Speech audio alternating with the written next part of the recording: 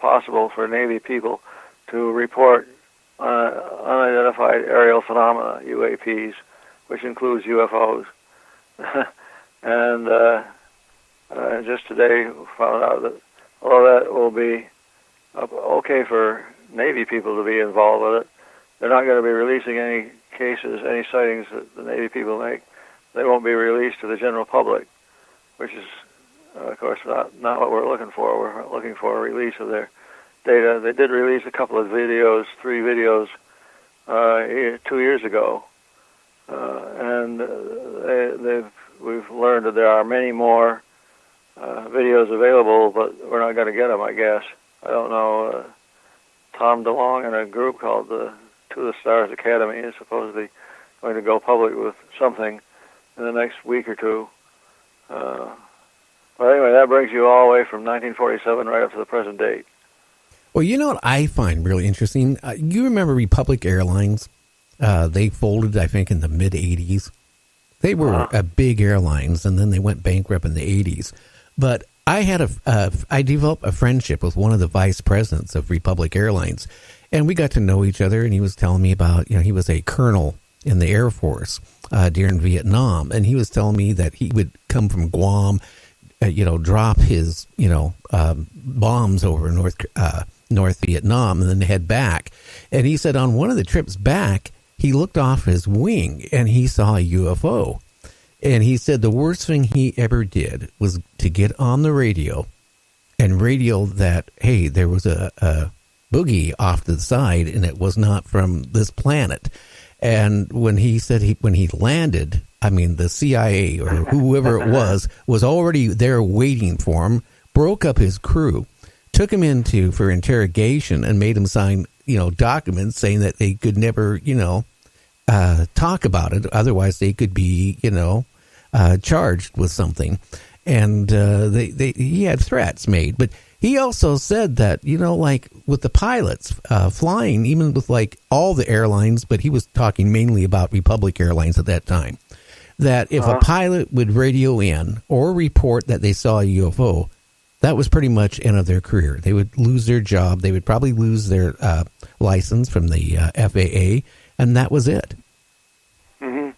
Well, that actually started back in the late 40s and early 50s. The pilots were deciding to be silent about any sightings.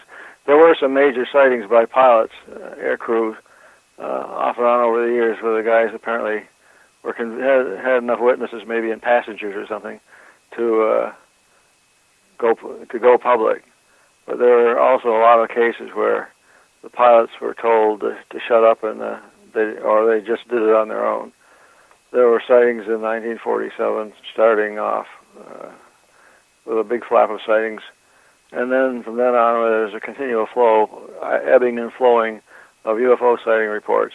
The next big flap was 1952, and I've written a book on the year 1952 that I call the year of the UFO. The name of the book is The Legacy of 1952, the year of the UFO.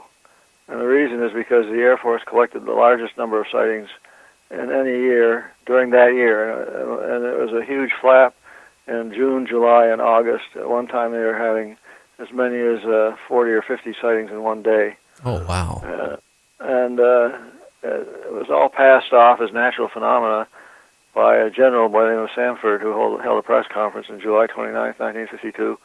There had been so many sightings that it's hard to imagine he would try to say there was all mistakes. There were hundreds of sightings throughout the United States in a couple of weeks before he gave his press conference and tried to explain everything as natural phenomena. Well, one thing we learned from the FBI file, that the FBI acted like a black hole. It collected information and didn't let any out. So nobody who was interviewed by the FBI thought that this stuff would ever get out.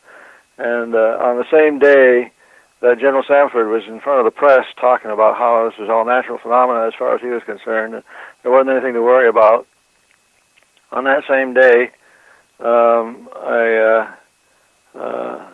FBI agent went to Air Force intelligence to find out what was going on with all these sightings, and was told that 2% of the sightings just could not be explained, and that top-level Air Force people were seriously considering the possibility of interplanetary ships. Now, if General Samford had mentioned interplanetary ships at his press conference, it would have blown the lid off the subject right there. But he didn't. He held the lid on, sort of, and established for the next, even up to today, the policy that UFOs, first of all, represent no advanced technology. Second of all, most reports are misidentifications, hoaxes, and delusions and stuff like that. And basically, there's nothing to it. So don't worry. If you see a UFO, don't look at it. Yeah, sure. Well, it really scares me. Calvin Parker was on my show here maybe a month ago. He was? Okay, so you recognize what I said, the Pascagoula case. I found it interesting during the conversation. I asked him, I said, do you feel that, because I hear on my show, now I've been in and out of broadcasting since 1976 doing talk shows. And I asked him a very blunt question, because I get all these people come on and say that, UFOs and aliens are here to serve man. They give off lovable orbs and stuff like that. I asked Calvin, what type of feeling did you give? Do you feel like they were friendly and here to, help protect man? He came back and he told me something, that he felt they were evil and they weren't here to protect man. Well, there certainly are opinions on both sides. Ed Walters, who was the main character involved in the Gulf Breeze sightings, they sort of use him as a teaching tool, I guess, if you accept his total testimony at face value, where he would be connected up to some fixture that fastened onto his head. And he'd be at nighttime while he was sleeping. He would presumably not be asleep at this point, but he would have been abducted to some place, and then they would bring in a bunch of small creatures, put these same sort of fixtures on the small creature's head, and then he would relive something that happened in his life previously, as if he was a movie or a documentary movie that he was going to be replaying. And these little creatures would learn how human beings would react to various circumstances. It's quite an interesting thing. In any case, there's certainly been suppositions that they're trying to generate hybrids or adapt themselves somehow to our civilization. Of course, if they're going to adapt themselves to our civilization, that's better off for us than if they decide to get rid of our civilization. Well, that's what kind of concerns me. Again, because I get all these people come on my show and they say that aliens are here to serve man. And when I hear that, it kind of reminds me of that old Twilight Zone episode where, the aliens came down. Serving man. Yeah, and they were transporting, the airports. You didn't see any planes anymore. You saw all these UFOs, and they were transporting people, to their planet. And then, the assistant to the scientist comes running out. We deciphered the book. To serve man as a cookbook. Yeah. And sometimes I feel like, our planet could be just a huge farm to maybe some of these species. Well, I don't have any information independent of what I've read by other people. Some information comes out without hypnosis, and more information, whether it's correct or not, comes out under hypnosis. You take a case like Betty and Barney Hill, which is the first publicized abduction case, and they remembered some stuff they remembered consciously, but most of their story they only remembered under hypnosis over many sessions of hypnosis with a professional a psychiatrist who used hypnosis to treat battlefield problems, PTSD, and so on. I remember Bud Hopkins You remember Bud Hopkins? Oh, yes. I remember Bud Hopkins had in his first book, Missing Time, a story by a guy who was a lawyer in the Washington, D.C. area. And this guy talked about driving along a road that I was familiar with, U.S. Route 40 from Baltimore heading westward. And he was on this road. He was the only car around at the time. It was nighttime. He said suddenly his car starts to pull off to the right of the road, and he blanks out. And but the next thing he knows, he's some miles down the road traveling along at a normal speed, and he was going to a meeting at a bar or grill or something like that in Olney, Maryland. And when he gets there, his friends have been expecting him and say, well, what happened? It took you 2 hours or something like that. And he didn't remember anything about what happened, except he remembered seeing this lighted object up ahead of him and getting close to the car, and then he couldn't remember anything. Under hypnosis, he recalled that this bright glowing object sort of like caused him to pull off the road onto the side, drive it a little ways into a field, and stop. Then this thing went close to the land. Either it was lying on the ground or was hovering up above it. Creatures came out, went to his car, took him out of the car, took him into the craft, did something, I forget what, took him back, put him in the car, and somehow got him back on the road so that when he comes to, so to speak, he's driving along as if nothing had happened since he saw that bright thing up ahead of him. Well, his take on this was what impressed me. He says, I believe what I saw when I was, my conscious memory of that lighted object up in front of the car, pacing me along.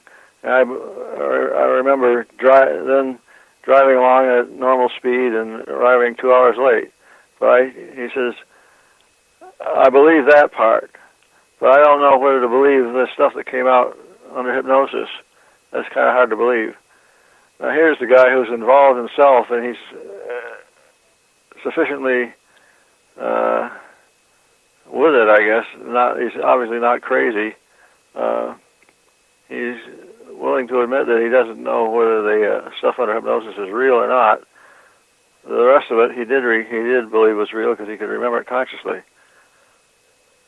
So he was sort of his own critic, or his own skeptic, you might say. Well, it'd be so hard, though. You know, if you've been abducted, you had something done with you, you'd regardless, you'd have denial in your brain that it actually happened. I mean, a majority of people would. Yeah, well, he, like I said, he believed the stuff that he could recall consciously. He didn't know whether to believe the stuff that came out under hypnosis. Interesting. Now, one of the listeners has sent me a text message. In 1952, there was also an incident where a UFO flew over the White House. Right. Well, that was another part of the big 1952 flap of sightings, which sort of started in June of 1952, where the number of sightings per week continually escalated to the point where they were getting hundreds of sightings per week. And then on the 19th and 20th of July, the radar controllers at Washington National Airport and a couple of airports run by Boeing Air Force Base and Andrews Air Force Base, all in a rather small area around Washington, D.C., started getting these radar targets, and sometimes they would look in the direction of a radar target and see a lighted object moving. Also, planes coming in from areas where they're going to come in and land at a national airport were reporting seeing things. And after seeing these targets for a period of time, the air traffic controllers called in the Air Force, and the Air Force called in jets to come and see what was going on. A bit of a political problem was that the jets they're supposed to be able to respond instantaneously to something happening over Washington, D.C., but the jets were stationed in Delaware, while the Washington, D.C. airports were being